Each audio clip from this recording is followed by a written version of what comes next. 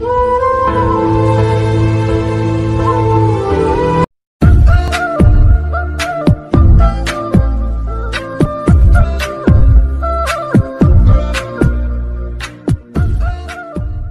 Zyrus aka Charis Pempenko dinedma at tinaboy raw ni David Foster.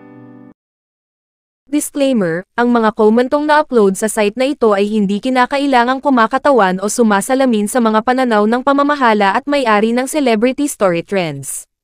Inilalaan namin ang karapatang magbukod mga komento na sa tingin namin ay hindi naaayon sa aming editorial mga pamantayan. Dating icon nag-try pala lumapit ulit at nagmamakaawa pero tinanggihan siya. Isa sa mga napag-usapan sa mainit-init na episode ng entertainment vlog na Showbiz Now na, nina Christy Furman, Romel Chica, at Morley Alinio na hinalinhan ni Wendell Alvarez ang umano'y pagtatangkang paglapit ni Jake Zyrus dating Charis Pempenko sa international singer na si David Foster upang magbaka sakaling magkaproyekto ulit ito habang naninirahan sa Amerika. Naghihinayang ang tatlo sa sinapit ng international singing career ni Jake noong si Charis pa siya. Kung noon daw ay kaliwat kanan ang mga trabaho at proyekto nito, ngayon daw ay tila wala itong permanenteng pinagkakakitaan o ganap sa US, at palipat-lipat daw ng tirahan. Alam na alam daw ito ng mga Pilipino sa tape. Tila raw wala nang gustong kumupkop kay Jake dahil tila hindi raw ito marunong makisama lalo na sa mga kasambahay ng kanyang tinutuluyan. Dito nga ay naungkat na ang paglapit daw ni Jake kay David Foster na nakasama niya sa mga international gigs noon, subalit tinanggihan daw ito ng manager, composer, record producer. Nag-try pala na lumapit ulit kay David. Tinanggihan siya, chika ni Christy ayon sa kanyang informante. Kasi nagkaroon pala ng argumento noon si Charis at ang mga namamahala ng kanyang karera sa Amerika.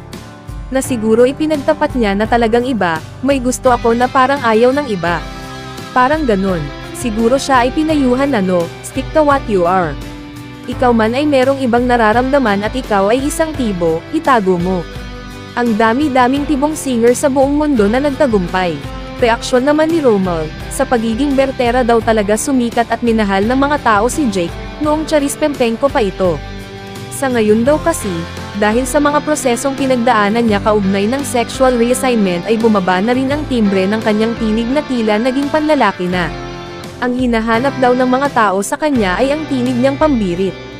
Nakakapanghinayang, ani Christy, iilan lamang po ang mga Pilipinong personalidad na nangarap na makilala sa buong mundo gaya ni Lea Salonga, sinayang pa niya yung oportunidad. Marahil din aniya, kaya hindi pa makauwi ng Pilipinas si Jake ay dahil naiisip nitong ano raw ang sasabihin ng mga tao kung sa kanyang magnaging desisyon sa buhay, wala siyang may lalatag na nangyari sa kanya sa Amerika. Wala pang tugon, reaksyon, o pahayag si Jake o maging ang ina niyang si Raquel Pempenko tungkol sa isyong ito.